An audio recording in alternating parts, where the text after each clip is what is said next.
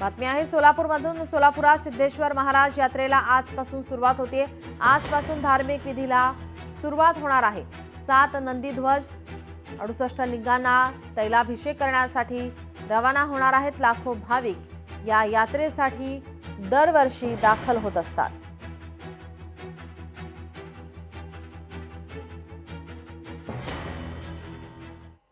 इस्रो आज 2026 ची पहिली अंतराळ मोहीम आता सुरू करणार आहे। PSLV C62 सह EOS-N1 उपग्रहाचे प्रक्षेपण होणार आहे। श्रीहरिकोटा येथील सतीश धवन स्पेस सेंटरमधून हे उड्डाण होणार आहे। सकाळी 10:17 64वी उड्डाण होणार आहे।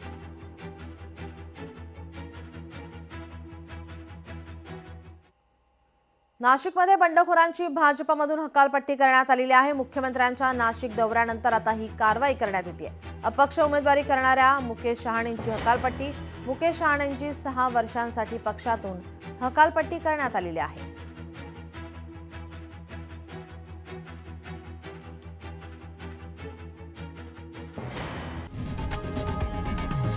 लोकशाही मराठी ऐका, पहा, जागरूक रहा।